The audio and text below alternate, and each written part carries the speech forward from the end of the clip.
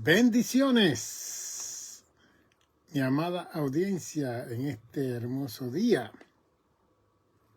del Señor. Nos alegramos de entrar a sus hogares para participar una vez más de la entrega apologética del Evangelio de nuestro Señor Jesucristo, con su servidor, Pastor Dr. Nicanor González, usando nuestra incorporación de Good Samaritan Center, Monastery Church, el Buen Samaritano, el Centro del Buen Samaritano, Iglesia Monasterio, usando este medio para poder comunicarnos con ustedes en este hermoso día y hermoso momento. Y aquí estamos para participar una vez más, para seguir alcanzando nuestra comunidad en diferentes horarios y así poder llevarle la enseñanza del Evangelio de Jesucristo a todos. Queremos alcanzar el grupo mayor que esté interesado en conocer la verdad en el Evangelio del Señor Jesucristo, y que Cristo es la encarnación del Evangelio. Cuando nosotros conocemos el Evangelio, conocemos a Cristo. Y cuando conocemos a Cristo, conocemos el Evangelio, porque esto está intrínsecamente unido el uno con el otro. Y por eso es que estamos haciendo esas presentaciones de la defensa del Evangelio de Jesucristo. ¿Y por qué defensa? Porque no se está enseñando ni predicando el Evangelio de Jesucristo.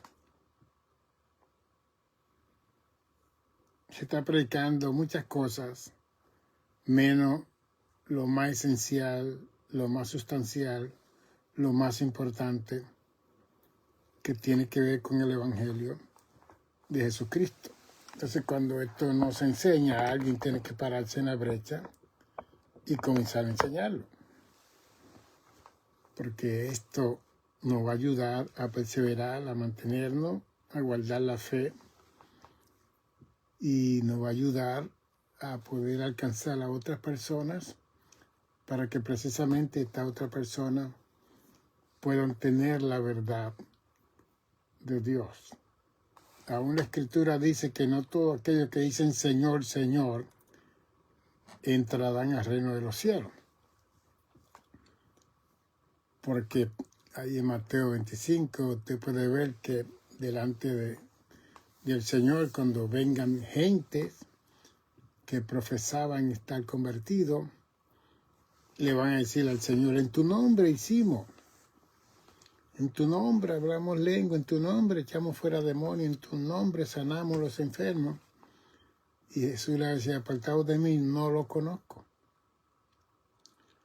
Y es una situación bien triste que hayamos invertido nuestras vidas predicando y enseñando un evangelio equivocado, y que después partamos de esta tierra y entremos a una situación en el más allá indebida, negativa, porque nos engañamos a nosotros mismos y engañamos a todas las personas que estaban escuchando lo que nosotros predicábamos y enseñábamos. Y que una de las señales principales para saber si estamos hablando del Evangelio es que es la buena nueva de salvación. Entonces, si se habla de la buena nueva de salvación, es porque cuando la persona escuchen esa buena nueva, van a recibir salvación. Es el orden. No confusión, no condenación, van a recibir salvación si escuchan la buena nueva del Evangelio. Entonces, pues establece que la buena nueva también es de gozo. Y el gozo solamente lo da el Espíritu Santo, de acuerdo a Gálatas 5, 22 y 23, más el fruto del Espíritu es gozo. ¿Ves? Entonces, si recibimos el Evangelio, recibimos a Cristo. Y si recibimos a Cristo, recibimos el Evangelio. Porque el Evangelio es un componente de doctrinas cardinales, principales, fundamentales, que afirmarán a la persona para mantener su fe hasta que Cristo venga. Es el orden. Cuando Cristo venga y cumpla la otra fase del arrebatamiento, del rapto de la iglesia, la parusia,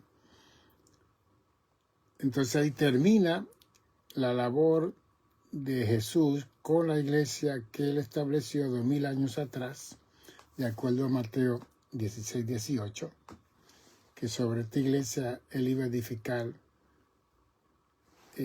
sobre esta roca iba a edificar su iglesia y la puerta del infierno no iba a prevalecer contra ella. Es el orden. Entonces, si se cumple el cometido de 2000 años atrás con la iglesia siendo levantada, ahí terminó todo el rigor, todo el renglón, todo lo que tenía que ver con la iglesia de Jesucristo que somos nosotros en el presente. Y después él va a seguir tratando con el pueblo de Israel, como dice Romanos 11, 25. Después que se llene la plenitud de los gentiles, entonces todo Israel va a ser salvo. ¿Cómo Dios va a salvar a los judíos? Eso es problema de Dios, eso no es problema de nosotros. Nosotros no tenemos que meternos en eso, ni estar especulando, ni estar inventando, ni creando teoría, simplemente dejar a Dios que haga su trabajo. Pero algo que me llamó la atención que quiero tratar con ustedes en relación al Evangelio y la misericordia de Dios, el perdón de Dios. Que Pablo nos habla que el misterio de la piedad es indiscutiblemente algo que nosotros jamás vamos a comprender y a entender. Pablo nos habla de eso. Entonces él habla de la manifestación de Dios en la persona de Jesucristo. Pero que indiscutiblemente la piedad es un misterio. Y que la piedad tiene que ver con la compasión, con la bondad, con la benignidad, con la misericordia, con el amor de Dios para con nosotros, que somos su criatura, hecha a su imagen y semejanza. Esa es la situación. Y que yo veo en nosotros los seres humanos una falta de misericordia hasta no poder. Una falta de bondad hasta no poder, de benignidad, de compasión. Eso lo vemos todo el tiempo en la humanidad. Todo el tiempo. Todo el tiempo. Y precisamente el Salmo 136 es un salmo que se escribió que habla de las misericordias de Dios. Entonces, implora a toda la raza humana que se alabe a Dios por su misericordia. Y después establece la causa del por qué tenemos que alabar, porque alabar es reconocer lo que Dios hace en nuestras vidas. Adorar es reconocer lo que Dios es en nuestras vidas, pero alabar es reconocer lo que Dios hace. Entonces, como Dios no perdona todos los días, como dice Lamentaciones, que para siempre sus misericordias son nuevas toda la mañana. Y cuando habla de toda la mañana, es todos los días la misericordia de Dios son nuevas. Y usted sabe por qué tiene que ser nueva en nuestra vida, porque nosotros somos unos pecadores. Si no ofendemos en acciones, ofendemos en palabras. Siempre estamos cometiendo errores, consciente, inconsciente, a propósito, con motivo, sin motivo. Entonces, como Dios ve que la humanidad está en esa situación tan débil, tan flaca, entonces en el Salmo 136 dice el verso 1, alabad a Jehová porque Él es bueno.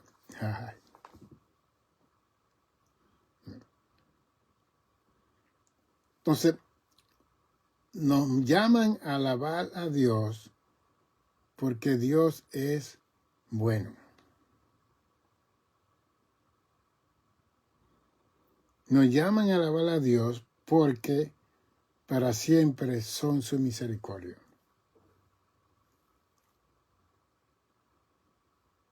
Y esto es interesante el verso 1, porque para siempre es su misericordia. Y la palabra siempre en el original es continuo, activo, perfecto. Y yo tomo a Dios por su boca, que es su palabra, que no vuelve atrás vacía, de acuerdo a Isaías 55:11.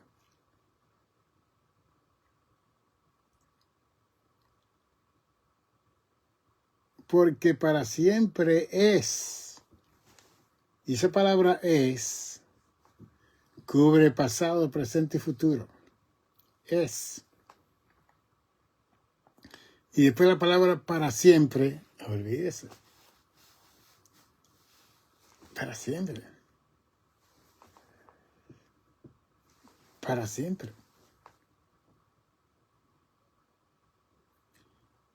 La inmisericordia la tenemos nosotros los seres humanos y una tercera parte que cayó o fue echado del cielo por rebelarse contra Dios antes de que el hombre y la mujer fueran creados aquí en la tierra. Así que esa forma de el texto del Salmo 136 hay que darle gracias a Dios porque Dios es bondadoso, bueno. Y después sigue el verso diciendo, porque para siempre, siempre, esa palabra, no tiene término, no tiene límite, es como infinito. Y después la palabra es. ¿Ve? Es como que Dios es su propia existencia. Porque Él es por sí mismo, para sí mismo y en sí mismo. Y por sí mismo. Dios es. Pero eso le dijo a Moisés en Éxodo 3:14, cuando Moisés le preguntó cómo te llamas, él le dijo, yo soy el que soy. Yo soy. Yo soy. Punto. Para siempre cubre, amén, todos los tiempos, pasado, presente y futuro. A nosotros se nos hace difícil perdonar porque nosotros pecamos, ofendemos. No hay nada bueno en nosotros. El apóstol Pablo lo dijo en Romanos 3, no hay ni uno bueno, no hay quien haga el bien. Lea el capítulo 3 de Romanos, léalo. Entonces, como no hay quien haga el bien dentro de la raza humana, aquí dice que el único bueno es Dios y que como Él es tan bueno, para siempre es su misericordia. Y ese siempre y es se aplica a toda la realidad existencial de nosotros como seres humanos. Salomón dijo 2 o 3 veces, no hay hombre que no peque aquí en la tierra, o mujer, no hay. Y no me esté escuchando a mí como que yo quiero glorificar lo malo o el pecado. No, yo quiero glorificar la misericordia, la bondad, la compasión, el amor de Dios, que es el Evangelio de Jesucristo. Eso es lo que yo quiero glorificar. Porque si yo peco y hago algo malo, pues yo tengo que pedir perdón. Y que me aprovecho, como dice en Lamentación, que su misericordia son día cada mañana. Cantar de los cantares. Su misericordia son día cada mañana. Y cada vez que amanece un día, sabiendo Dios que Él no está sometido al tiempo. Dios no tiene días, ni años, ni meses, ni horas. Eso no existe dentro de la inmutabilidad, la infinitud, la eternidad de Dios, porque Dios es un eterno presente. Dios no necesita esperar al futuro para que pasen las cosas. Ya en el presente de Dios todo está pasando y todo ha pasado.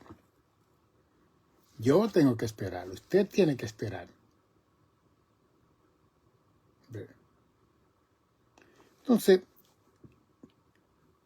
este primer versículo del Salmo 136 nos dice que demos gracias a Dios por la bondad de Dios, porque para siempre es su misericordia. Y lo está diciendo un hombre aquí en la tierra, pecador, que ha sido perdonado 80,000 veces, 100,000 veces, 1,000,000 de veces, y él pudo ver que la misericordia de Dios era para siempre, por siempre, porque Dios es en sí mismo su propia existencia. Y que como Él no está basado en tiempo de pasado, presente y futuro, sino que es un eterno presente, todas las cosas están delante de Dios.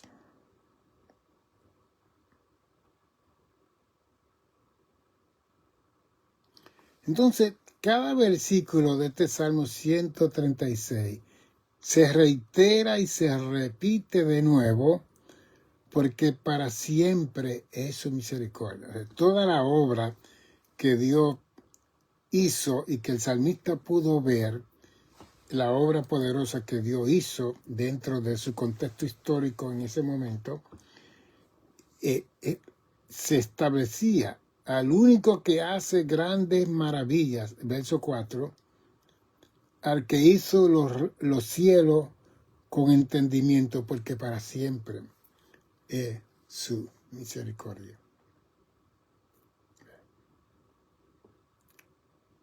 Que hizo los cielos con entendimiento, porque para siempre es su misericordia. Al que extendió la tierra sobre las aguas, porque para siempre es su misericordia. Aún la creación de cielo y tierra necesitó la misericordia de Dios para que Dios hiciese la división entre cielo y tierra, entre agua y seco, entre luz y tinieblas. Y que todo esto lo que mostraba era la bondad, lo bueno que es Dios. Entonces, si nosotros somos malos y cometemos cosas malas, por nosotros mismos y para nosotros mismos, afectando a nuestro prójimo. En nosotros no va a haber tal cosa de misericordia, de perdón. Y por eso es que nosotros se nos hace difícil perdonar cuando nos ofenden, cuando nos usan, cuando no se recuerdan de uno, cuando no se olvidan de uno, cuando no dan por gracia lo que por gracia usted ha dado como ser humano. Y rápido la persona entra en rojo, en el libro negro, y así sucesivamente. Y es la misma situación del pecado original que está en la vida de cada uno de nosotros. Por eso necesitamos esa bondad de Dios que permee todo nuestro ser. Que es lo que dice Romanos 12:21. No sea vencido de lo malo, sino vence con el bien. Con el bien que hay en ti y en mí, podemos vencer el mal. ¿Cuál es el problema? Que si seguimos en maldad y haciendo lo malo, no vamos a poder perdonarnos a nosotros mismos, ni tener misericordia por nosotros mismos, menos vamos a tener misericordia por aquel que nos ofende y nos hace mal. El que hizo el sol para que señorease en el día, porque para siempre, dice el verso 8, porque para siempre es su misericordia. Así que la misericordia de Dios tiene una causa. Para nosotros, la causa de la misericordia de Dios tiene que ver con el cosmos, la cosmología, los cielos y la tierra que fueron creados dentro de esa bondad de Dios, porque Dios es bueno. Y como Dios es bueno, Dios entonces determinó crear todo lo que está creado. Y que todo lo que ha sido creado, especialmente las criaturas, tienen que alabar, dar gracias a Dios por lo que ha sido creado y que nosotros también fuimos creados y formados del polvo de la tierra, como dice Génesis 2:7, y que por esa acción de benevolencia, de misericordia, de bondad, de benignidad, de compasión de Dios hacia nosotros, entonces hay una causa por qué tenemos que alabar a Dios. Pero no simplemente cantarlo, alabar a Jehová, naciones, todo pueblo, todo alabarle, porque ha engrandecido y para siempre su misericordia. A veces lo cantamos, pero hoy en día estamos dándole a ustedes el significado, no solamente de ese coro que es bíblico, sino que esa misericordia de Dios que es para siempre es continua, constante todo el tiempo, no para. Y que Dios en el cielo, sentado en su trono, espera que tú pidas perdón, espera que yo pida perdón, y Él está ahí para mostrar su misericordia que es para siempre. Si tú ofendes a gente o a grupos de gente, estará la posibilidad que ellos no te perdonen. Y si te perdonan, siempre te van a recordar lo que tú hiciste, especialmente cuando tú surges y te estás levantando y Dios te está usando, alguien te va a tirar eso en el medio para bajarte la nota, para que no te enorgullezca, para esto y para aquello. Pero esa es la forma de nosotros ser. Y más cuando esa persona está en competencia contigo,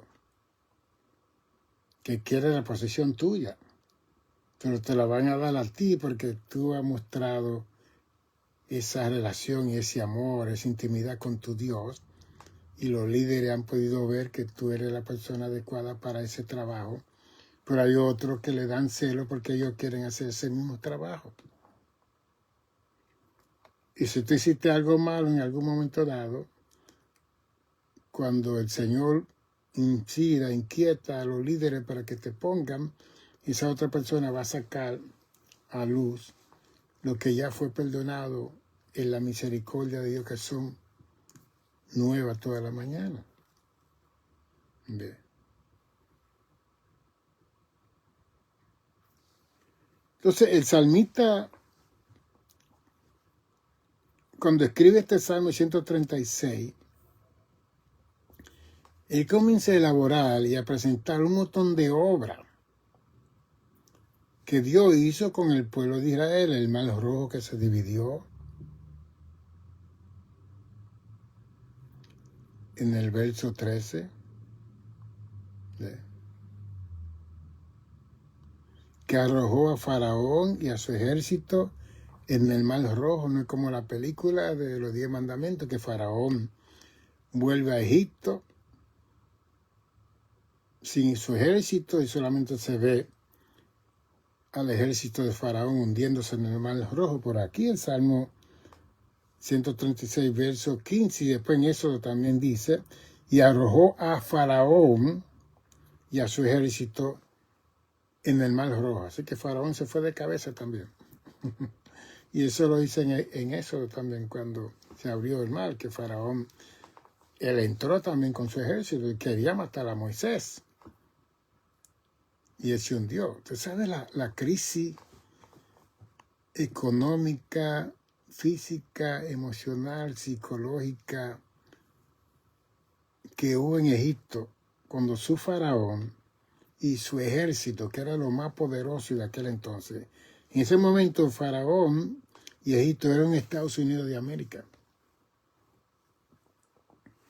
Bien, que Egipto gobernaba las 5 otras naciones: Babilonia, Sirio, Asiria, Medo y Persa.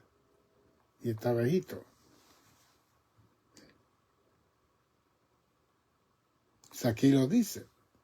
Y arrojó a Faraón y a su ejército en el mar rojo. Así que cuando vea la película, el hecho de que Faraón volvió donde su esposa y le dijo, Moisés venció, los dioses de Moisés vencieron, es algo dramático, enigmático para que la gente, porque si no hubiera vuelto, entonces como que no iba a tener un buen fin la película de los 10 mandamientos. Pero la Biblia nos dice a nosotros que Faraón también se hundió en el mar rojo. Bien.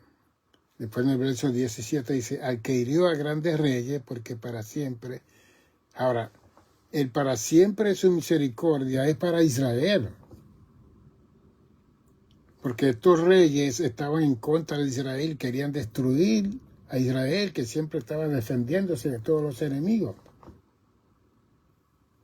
Israel no estaba conquistando a nadie. Israel lo que quería estar en sus tierras de Canaán, en la tierra prometida de Dios. Ellos no estaban conquistando pueblos ni nada, al contrario. Ellos están siempre defendiéndose porque le servían a un solo Dios cuando todo el mundo tenía muchos dioses que eran politeístas. Ellos hablaban de un solo Dios. ¿Ve? Y entonces le tenían celo y envidia. Después ellos hablaban de este Dios que tenía misericordia de ellos. Y entonces cuando se escribe el Salmo 136, porque es un salmo de adoración, de alabanza, de reconocimiento a la misericordia de Dios, ellos hablan de los reyes que fueron vencidos, que fueron heridos. Entonces ellos ven que para siempre es su misericordia. En otras palabras, esa misericordia de Dios para siempre, para Israel, era continua, constante, porque ellos no se merecían la misericordia de Dios. Ellos eran idólatras también. Ellos tenían dioses. Y ellos hacían todas las maldades que hacían los demás pueblos y las demás naciones alrededor. Ellos lo hacían también. Entonces ellos son los que pueden hablar de la misericordia de Dios, que es para siempre, porque ellos la experimentaron. Entonces cuando nosotros contextualizamos un salmo así para nuestros tiempos, tenemos también que decirle eso. La misericordia de Dios es para siempre, porque siempre que yo hago algo incorrecto, le pido, Él me perdona. Él se apiada de mí. me envía su Espíritu, me redarguye de pecado, de justicia y de juicio, el trabajo que hace el Espíritu Santo. Entonces la idea es, si tú experimentas la misericordia de Dios, es para que tú tengas el poder y la facultad de perdonar a aquellos que te ofenden, a aquellos que te hacen mal. Ouch. Ay, doctor, eso es tan difícil. No, no es difícil. Es un acknowledgement, es un reconocimiento de tú ver que el salmista pudo experimentar la bondad de Dios mientras Dios le mostraba su misericordia cada día. Imagínese David, tantas mujeres que tuvo David, tantos hijos que tuvo David.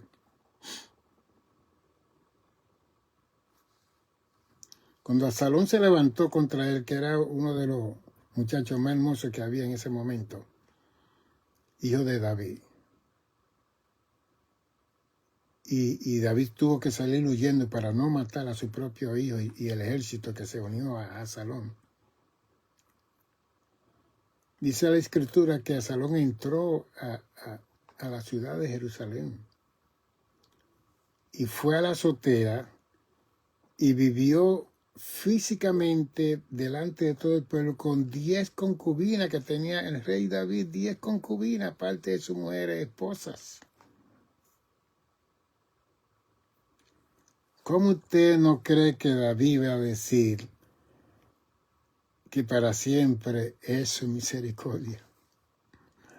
Si David todo el tiempo estaba experimentando la misericordia de Dios en su vida.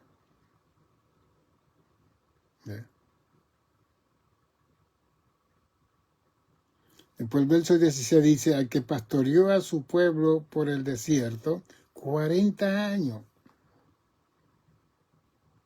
Ellos idolatrando, ellos violando, ellos desafiando a Dios. Le da a Dios el maná, se agitan del maná, queremos carne, le da codornices que volaban como a 2 pies de altura para que ellos lo tomasen y se lo comiesen. Y aún así querían más, querían más. Entonces, toda esa experiencia que tuvo Israel en esos 40 años en el desierto con Moisés, aquí dice el salmista, al que pastoreó a su pueblo por el desierto. Porque Dios fue que lo pastoreó, no fue Moisés. Tú sabes los escorpiones, los erizos, los animalitos que hay dentro del desierto. ¿Tú sabes el calor que hace en el desierto al sol del día, mediodía? Que la temperatura llegaba a 132 grados. Y ahí habían como 3 millones de gente en ese desierto que salieron de Egipto. Así que no era Moisés que podía poner esa nube que lo cubría a ellos de día y que cuando la temperatura subía a 132 grados, porque era un desierto, el sol le daba directamente. Sin embargo, cuando llegaba la noche, la temperatura bajaba hasta 20 grados de frío. Y ahí venía la llama de fuego, que le daba el heater. Ahí no se pagaba calefacción. Con Edison estaba por ahí.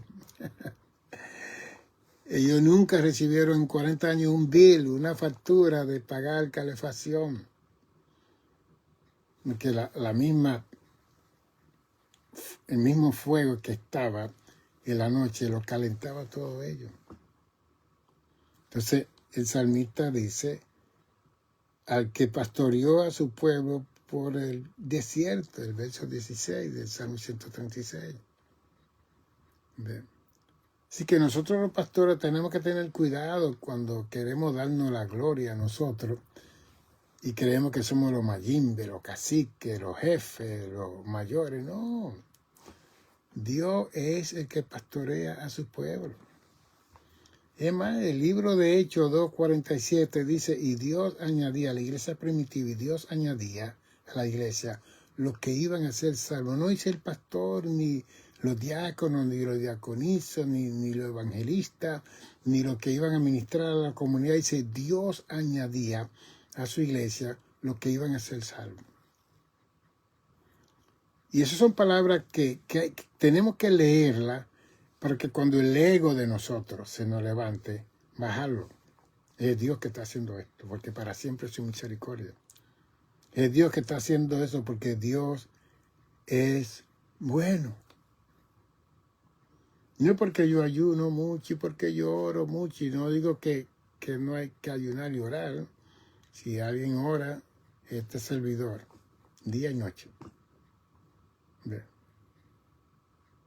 Sin embargo, la obra que se hace en la casa del Señor no es por mérito mío o de aún la congregación. Es Dios que está pastoreando esa obra.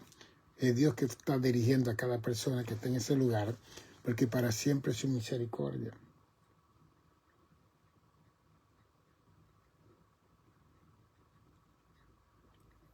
Y después en el verso 19, que Dios destruyó a Sehón, rey de Amorreo, y a Og, rey de Basán, que eran unos reyes principales mayores, como Faraón. Y eran gigantes también. A Sehón era un gigante y Og era otro gigante rey. Y Dios lo eliminó. Entonces, el salmista está diciendo, porque para siempre es su misericordia, porque Israel no podía pelear con esa gente. Cuando Moisés mandó a Jericó los 10 espías para espiar la tierra y ver quiénes eran esa gente y esto y aquello, porque ellos tenían que pasar por ahí para tomar la tierra de Canaán. 8 de los 10 vinieron en crisis. Esa tierra está llena de gigantes, que decir que eran gente de 10 pies, 8 pies, a diferencia de 5 o 6 pies que tenían esos judíos o menos. Entonces Josué y Caleb dijeron, Dios nos va a dar la victoria sobre ellos. Y por eso que Josué y Caleb llegaron a ser líderes mayores en Israel, porque en medio de una crisis se levantaron esos dos hombres llenos de fe, diciendo, sí son gigantes, son tremendos, pero Dios nos va a dar la victoria. Eso es fe. De lo que dice Hebreos 11:1, pues la fe, la certeza de lo que se espera, la convicción de lo que no se ve. Son gigantes, son poderosos, son grandes, pero Dios nos va a dar la victoria contra ellos. ¡Wow! Y así fue. De Dios, 13 vueltas se dio. 6 vueltas primero y después 7 vueltas corridas, 13, y ellos no tuvieron que pelear las murallas de Jericó, que eran grandísimas, pasaban carros, habían hasta casas en esas murallas, gente viviendo, se derrumbó. Solamente diciendo aleluya y gloria a Dios, adorando a Dios y dando gracias. Bien. Entonces en el verso 21 dice, y dio la tierra de ellos en heredad, porque para siempre es su misericordia. Que no solamente vencieron esos reyes gigantes y todos esos pueblos que estaban alrededor de Canaán y a Canaán misma, sino que se la dio a Israel por heredad. Entonces todo eso, ellos vieron la bondad de Dios, la compasión de Dios, la misericordia de Dios, porque ellos no tenían tierra. Ellos no tenían un lugar donde morar. Ellos estaban en Egipto 430 años. Cuando ellos salen de Egipto, ellos están, en inglés se dice wandering, como peregrinos en el desierto por 40 años sin saber dónde ir, dando vueltas. De luego que hubo una razón que ellos tuvieron 40 años, porque la Biblia también establece en eso que se tomaban 11 jornadas, 11 días de Egipto a Israel. Ellos duraron 40 años, no 11 días, por su desobediencia, porque no estaban preparados para tomar esa tierra. Dios sabía todo. Y en esos 40 años Dios los cuidó, las sandalias no se pudieron, el vestuario no se les pudrió, pudieron comer carne, pues, maná, harina. Oiga, pudieron hacer el tabernáculo de reunión para adorar y alabar a Dios. Ellos aprendieron mucho en ese desierto de 40 años.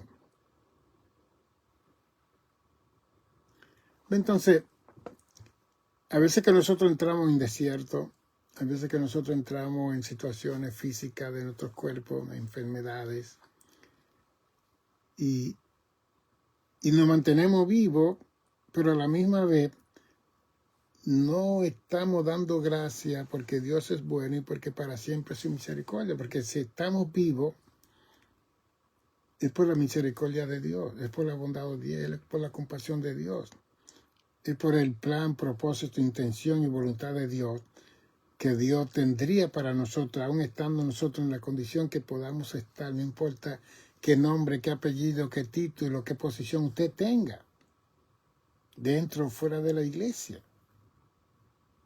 ¿Ve? Porque si nos mantenemos vivos, es para seguir dando gracias a Dios por esa bondad y esa misericordia que Él muestra cada día con nosotros.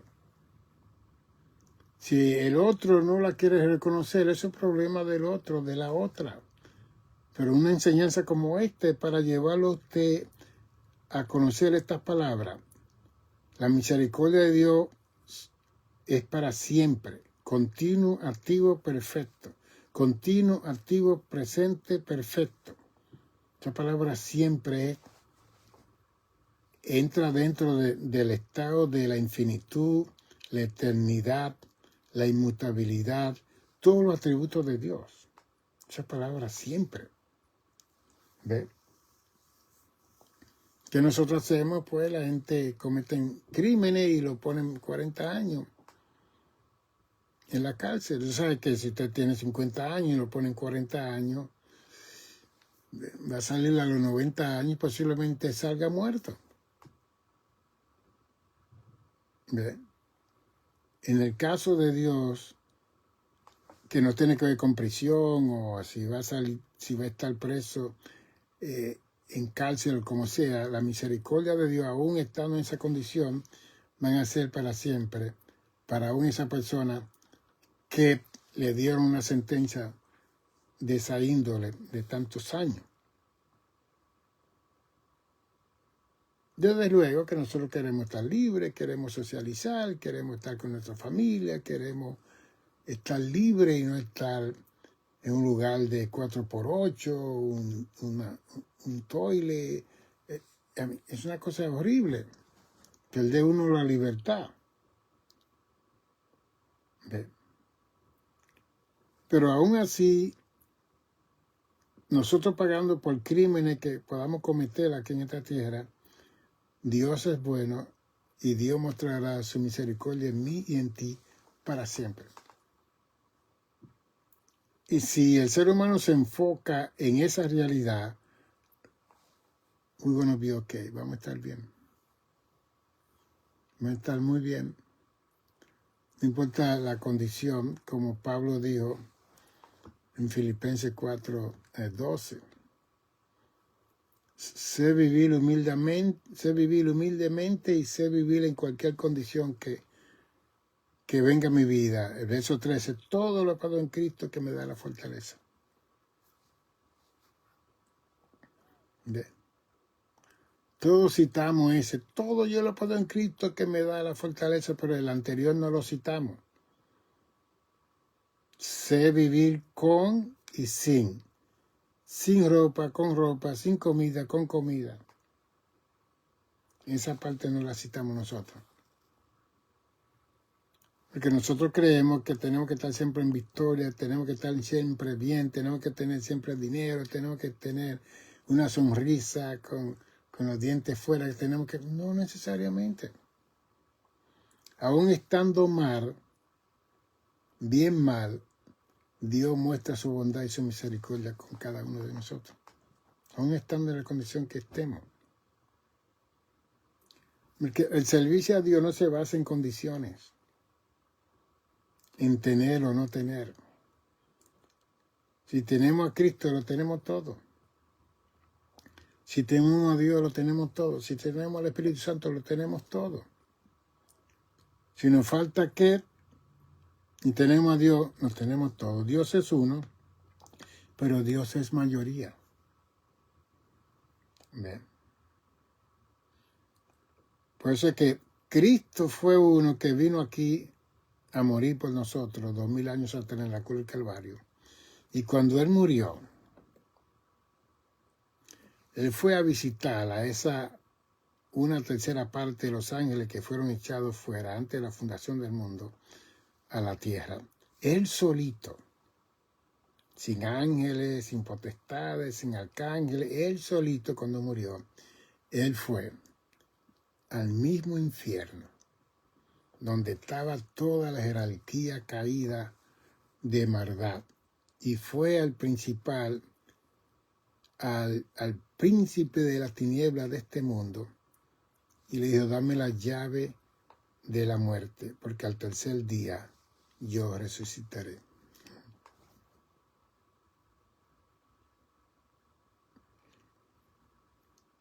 Porque para siempre es su misericordia. Después ese grupo de gente que había muerto antes de la resurrección de Cristo, que estaban en el seno de Abraham.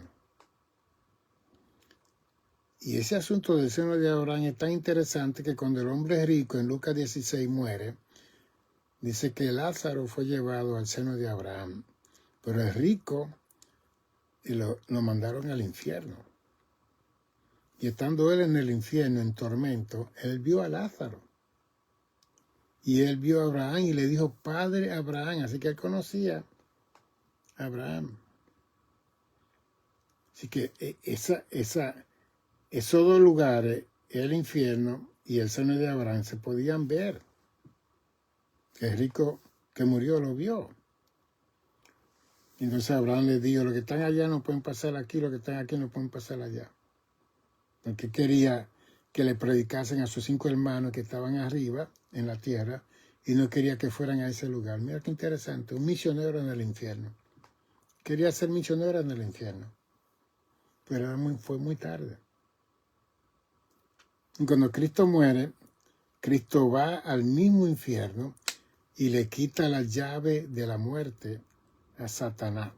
Que Satanás mataba cuando le daba la gana y todo, pero cuando Cristo reconcilió a toda la humanidad de aquel entonces, incluyéndolo a nosotros hoy en día, se le quitó la llave de la muerte. Por eso es que usted lee Apocalipsis 1:18, dice que cuando Él se les reveló a Juan en la isla de Patmos en el año 95 después de Cristo, cuando el emperador Diocleciano era emperador de Roma, Él desterró a Juan en la isla de Patmos, que era una isla de presos políticos, pero él quiso poner a todos los líderes religiosos de esa época, y Juan era uno de los principales, año 95 después de Cristo.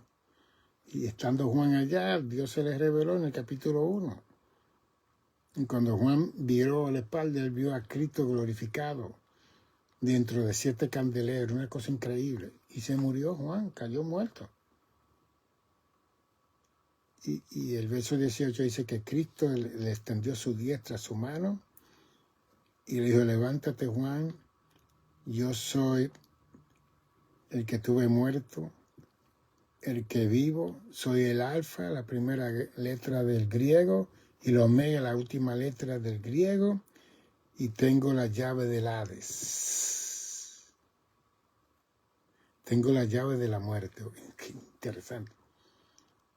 Y cuando le puso la mano a Juan, Juan resucitó, se levantó.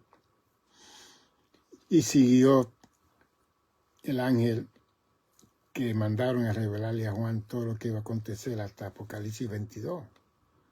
7 sellos, 7 trompetas, 7 copas, y la venida de Cristo, el encadenamiento de Lucifer en el capítulo 20, capítulo 21, cielo nuevo, tierra nueva, nueva Jerusalén, capítulo 22, eternidad. Juan en el 95 después de Cristo recibió toda esa revelación y ahí se selló, ahí se cerró toda la revelación de Dios para los seres humanos.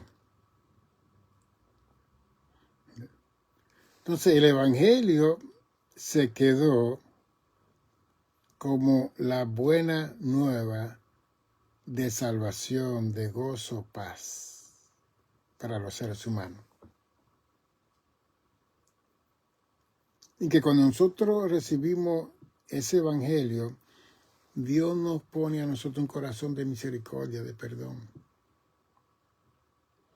¿Usted sabe por qué los seres humanos tenemos muchos problemas con el perdón? Porque muchas veces nosotros no nos perdonamos a nosotros mismos de lo malos que somos. Y cuando vemos la maldad de nosotros en otra persona, tampoco lo queremos perdonar. Es un problema psíquico, psicológico. Pero hay que dejar la psicología a un lado, la sociología a un lado, la filosofía a un lado, aún la teología a un lado, y ponerle el Evangelio como base principal de la encarnación del amor de Dios para con nosotros los seres humanos, para alcanzarnos y reparar, restaurar, reconciliarnos con Él. Entonces, si Dios ha mostrado tanto amor, tanta misericordia, tanta compasión, tanta benignidad conmigo, y un hermanito me ofende o me hace mal, ¿cómo no debo yo perdonar a esa persona cuando todo el tiempo Dios me está perdonando? Eso es lo que dice el verso 14 de Juan 6, de Mateo 6, ¿no? Mateo 6, verso 14. Que si nosotros no perdonamos a nuestros ofensores, nuestro Padre en los cielos no nos va a perdonar. Pensé que cuando yo hablo de la adoración y la alabanza, yo hablo de eso de una forma muy personal con mi prójimo. Una persona que no perdona a su prójimo no puede adorar ni puede alabar. Eso no se escucha, no lo escuchan en los cielos, no lo van a escuchar. Porque la adoración y la alabanza depende de cómo yo trate a mi prójimo. Entonces, si lo trato mal, no estoy reconociendo la existencia de mi prójimo. Porque la injusticia es negar la existencia del prójimo. Yo no puedo ir a levantar mis manos al santuario, a la casa de oración, o escondiendo mi situación que yo tenga contra alguien que tengo que perdonar. Alabar a Jehová porque Él es. Esa es la causa. God is good. Porque Él es bueno.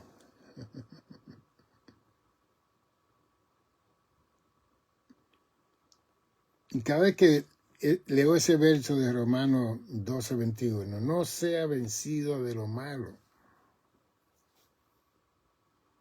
Pero lo más fuerte de ese verso es vence lo malo con el bien que hay en ti. Entonces, ¿cómo yo puedo sacar de mí el bien para vencer lo malo?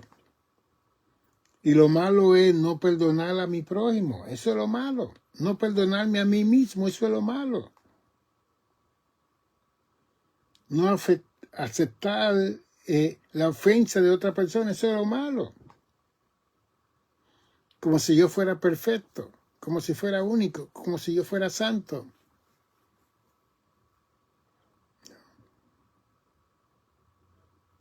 Romanos 5:1 dice, nosotros somos justificados por fe por medio de nuestro Señor Jesucristo.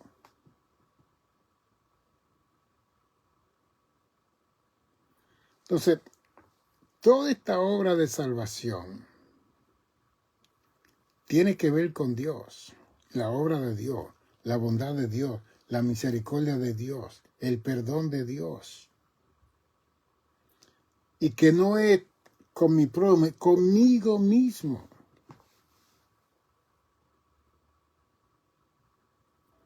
Cada vez que usted ve a una persona que está haciendo mal, esa persona necesita conocer más de Dios. Bien. Cada vez que usted ve a una persona maquinando para destruir a su prójimo, esa persona necesita conocer a Dios. No lo conoce. No lo conoce. Ejemplo. Judas Iscariote era el tesorero de la campaña de Jesucristo y Cristo lo tomó a él para ser el tesorero. Tú sabes que un tesorero tiene que ser la persona más íntima, juntamente con el secretario de una incorporación, para trabajar con el presidente de esa incorporación. Tiene que ser uña y carne.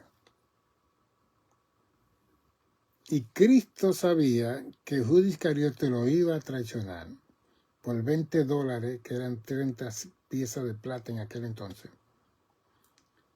Cristo sabía que Judas estaba robando de la bolsa, porque Judas pertenecía a una banda que querían darle un golpe de estado a Pilato, gobernador de Jerusalén, y a Herodes, rey de Israel.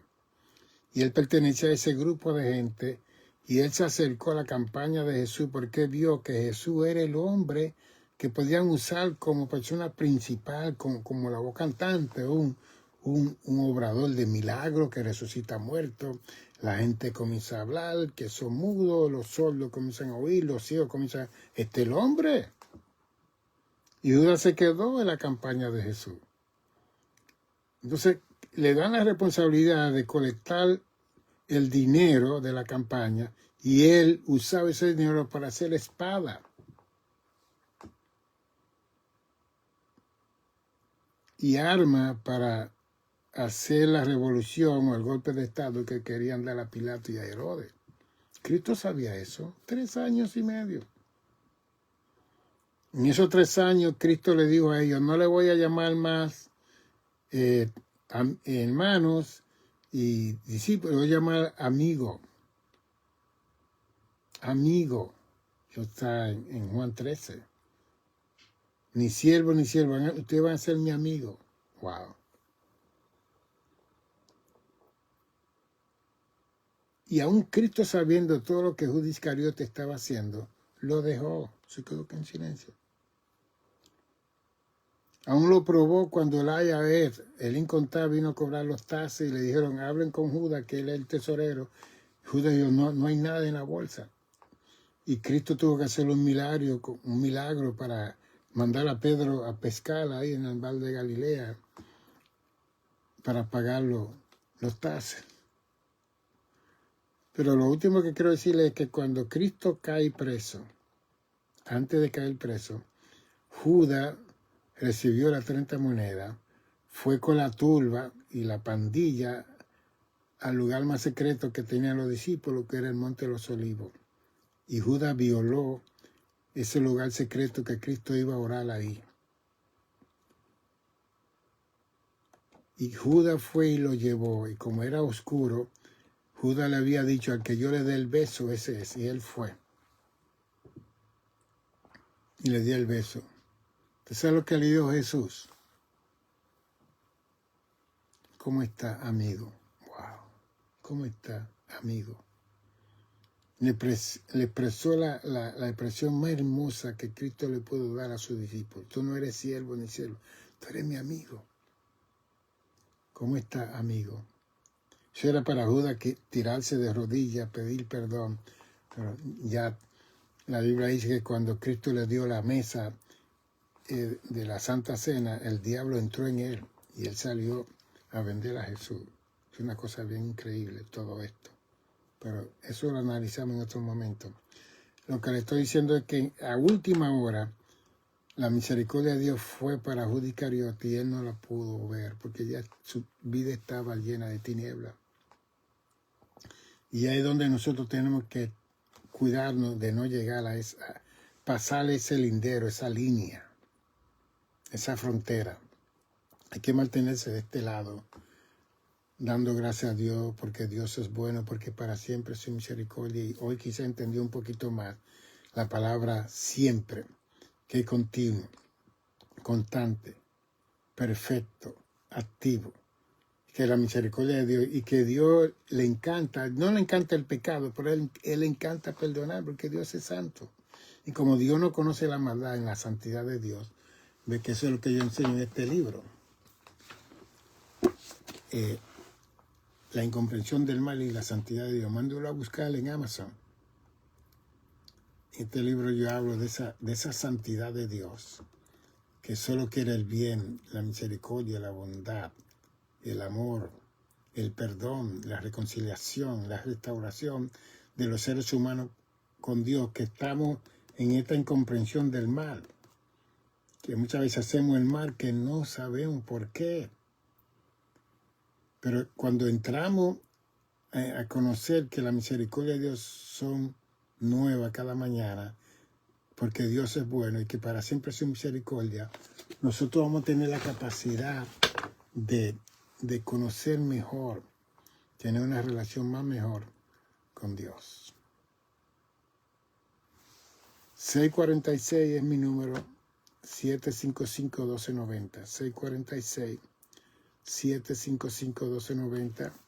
Ahí también, si usted quiere mandar una donación, usted puede hacer un SEO en el 646-755-1290.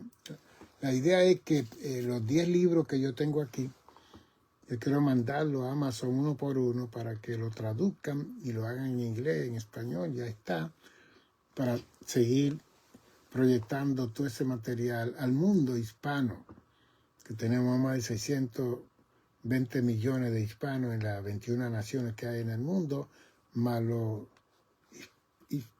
americanos que hablan español. En todo el mundo hay mucha gente que habla español. Hay como 1.000 millones de personas que hablan español, un idioma poderoso. Y yo me he propuesto seguir publicando mi libro en español específicamente, y después lo seguimos traduciendo en otro idioma para que el mundo sea edificado con la enseñanza de este servidor aquí en este humilde hogar que tenemos. Estamos aquí con esta biblioteca estudiando, creciendo y ayudando. Mañana seguimos en diálogo. Yo sé que mañana va a ser un día difícil. Muchas congregaciones no van a abrirse. Yo estaré por ahí para ayudar y mirar si el internet pueda funcionar con toda esta tormenta y todas estas cosas que vienen. Daremos ahí 646-755-1290 para que usted pueda usar ese número y pueda seguir. Recuérdese que Dios es bueno y para siempre es su misericordia. Bendiciones.